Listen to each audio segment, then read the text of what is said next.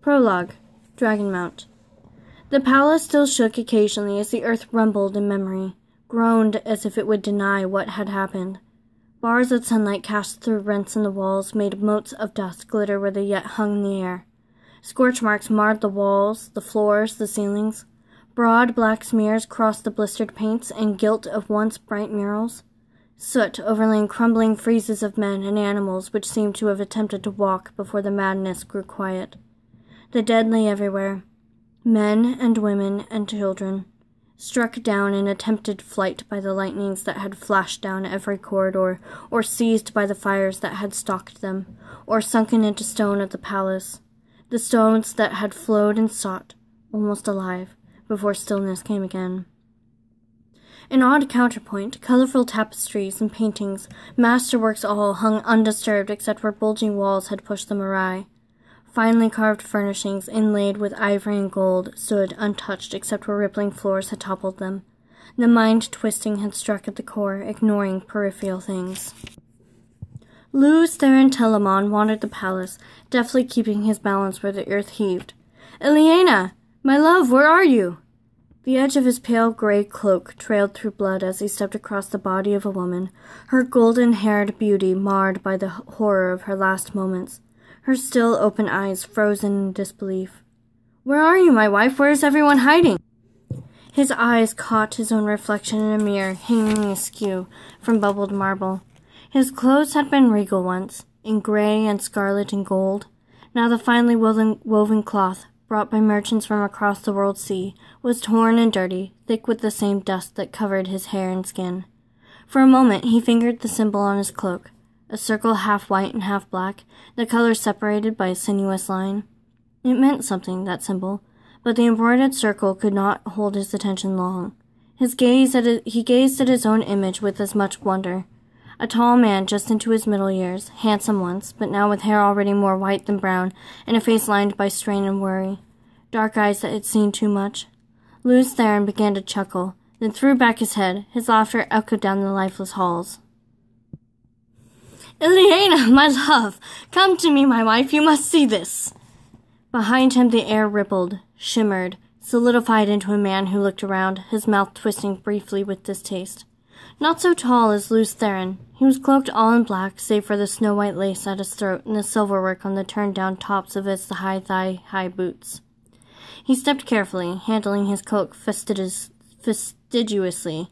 to avoid brushing the dead. The floor trembled with aftershocks, but his attention was fixed on the man staring into the mirror and laughing. "Lord of the morning," he said, "I have come for you." The laughter cut off as if it had never been, and Luz Theron turned, seeming unsurprised. "Ah, a guest. Have you the voice, stranger? It will soon be time for the singing, and here all are welcome to take part. Ileana, my love, we have a guest. Ileana, where are you?" The black-clad man's eyes widened, darted to the body of the golden-haired woman, the back to Luz Theron. "Shaitan take you. Does the taint already have you so far in its grip?" That name, Shy. Luz Theron shuddered and raised a hand as though to ward off something. "You mustn't say that name. It is dangerous." "So you remembered that much, at least. Dangerous for you, fool, not for me. What else do you remember? Remember, you light-blinded idiot. I will not let it end you with swaddled in unawareness. Remember!" For a moment, Luz Theron stared at his raised hand, fascinated by the patterns of grime. Then he wiped his hand on his even dirtier coat and turned his attention back to the other man. "Who are you? What do you want?" The black-clad man drew himself up arrogantly. "Once I was called Elaine Morin Tendrenai, but now, betrayer of hope."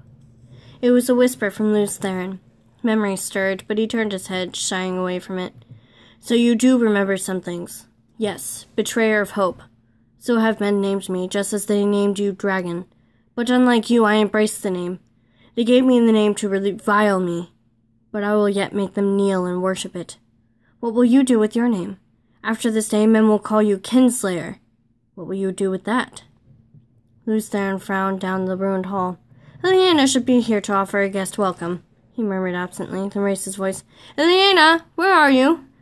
The floor shook. The golden-haired woman's body shifted as if in answer to his call. His eyes did not see her. Ellen Morin grimaced. "Look at you," he said scornfully. "Once you stood first among the servants. Once you wore the ring of Tamerlane and sat in the high seat. Once you summoned the 9 rods of dominion. Now look at you, a pitiful, shattered wretch. But it is not enough. You humbled me in the hall of servants. You defeated me at the gates of Paradisen. But I am the greater now. I will not let you die without knowing that. When you die, your last thought will be the full knowledge of your defeat, of how complete and utter it is, if I let you die at all. I cannot imagine what is keeping Ileana. She will give me the roadside of her tongue if she thinks I have been hiding a guest from her. I hope you enjoy conversation, for she surely does.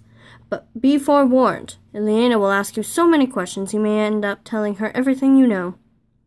Tossing back his black cloak, Ellen Morin flexed his hands. "A pity for you," he mused, "that one of your sisters is not here. I was never very skilled at healing, and I follow a different power now. But even one of them could only give you a few lucid minutes, if you did not destroy her first. What I can do will serve as well, for my purposes." His sudden smile was cruel, but I fear Shaitan's healing is different from the sort you know. "Be healed, Luce Theron!" He extended his hands, and the light dimmed as if a shadow had been laid across the sun. Pain blazed in Luce Theron, and he screamed a scream that came from his depths, a scream he could not stop. He feared his marrow, acid rushing along his veins. He toppled backwards, crashing to the marble floor. His head struck the stone and rebounded. His heart pounded, trying to beat its way out of his chest, and every pulse gushed new flame through him. Helplessly he convulsed, thrashing, his skull a sphere of purest agony on the point of bursting. His hoarse screams reverberated through the palace. Slowly, ever so slowly, the pain receded. The outflowing seemed to take 1,000 years and left him twitching weakly, sucking breath through a raw throat. Another 1,000 years seemed to pass before he could manage to heave himself over, muscles like jellyfish, and shakily push himself up on his hands and knees. His eyes fell on the golden-haired woman, and the scream that was ripped out of him dwarfed every sound that he had made before. Tottering, almost falling, he scrabbled brokenly across the floor to her, took every bit of his strength to pull her up into his arms. His hand shook as he smoothed her hair back from her staring face. "Ileana! Light, help me, Ileana!" His body curved around hers protectively. His sobs, the full-throated cries of a man who had nothing left to live for. "Ileana! No! No! You can have her back, Kinslayer. The great lord of the dark can make her live again, if you will serve him, if you will serve me." Luce Theron raised his head, and the black-clad man took an involuntary step back from that gaze. 10 years, betrayer," Luce Theron said softly, the soft sound of steel being bared. 10 years your foul master has racked the world, and now this? I will— 10 years, you pitiful fool! This war has not lasted 10 years, but since the beginning of time. You and I have fought 1,000 battles with the turning of the wheel. 1,000 times 1,000 we will fight until time dies and the shadow is triumphant. He finished in a shout, with a raised fist, and it was Luce Theron's turn to pull back, breath catching at the glow of the betrayer's eyes. Carefully Luce Theron laid Ileana down, fingers gently brushing her hair. Tears blurred his vision as he stood, but his voice was iced iron. "For what else you have done, there can be no forgiveness, betrayer. But for Ileana's death, I will destroy you beyond anything your master can repair. Prepare to— Remember, you fool! Remember your futile attack on the great Lord of the Dark. Remember his counterstroke. Remember, even now the 100 companions are tearing the world apart, and every day 100 men more join them. What hand slew Ileana, Sun-Hair Kingslayer? Not mine. Not mine. What a hand struck down every life that bore a drop of your blood, everyone who loved you, everyone you loved. Not mine, Kingslayer. Not mine. Remember, and know the price of opposing Shaitan." Sudden sweat made tracks down Luce Theron's face through the dust and dirt. He remembered. A cloudy memory like a dream of a dream, but he knew it true. His howl beat at the walls, the howl of a man who had discovered his soul damned by his own hand, and he clawed at his face as if to tear the sight of what he had done. Everywhere he looked, his eyes found the dead. Torn they were, or broken or burned, or half consumed by stone. Everywhere lay lifeless faces he knew, faces he loved. Old servants and friends of his childhood, faithful companions through the long years of battle, and his children. His own sons and daughters, sprawled like broken dolls, play stilled forever. All slain by his hand. His children's faces accused him, blank eyes asking why, and his tears were no answer.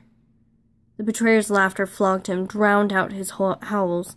He could not bear the faces, the pain. He could not bear to remain any longer. Desperately, he reached out to the true source, to tainted Sidon, and he traveled. The land around him was flat and empty. A river flowed nearby, straight and broad, but he could sense there were no people within 100 leagues. He was alone as a man could be while still alive, yet he could not escape memory. The eyes pursued him through the endless caverns of his mind. He could not hide from them, his children's eyes, and Leanna's eyes. Tears glistened on his cheeks as he turned his face to the sky. Light! Forgive me! He did not believe it would come, forgiveness, not for what he had done, but he shouted to the sky anyway, begged for what he could not believe he could receive. Light! Forgive me! He was still touching Sidon, the male half of the power that drove the universe, that turned the wheel of time, and he could feel the oily taint fouling its surface, the taint of the shadow's counterstroke, the taint that doomed the world because of him. Because in his pride he had believed that men could match the Creator, could mend what the Creator had made and they had broken. In his pride he had believed. He drew on the true source deeply, and still more deeply, like a man dying of thirst. Quickly he had drawn more of the one power than he could channel unaided. His skin felt as if it were aflame. Straining, he forced himself to draw more, tried to draw it all. Light! Forgive me! Ileana!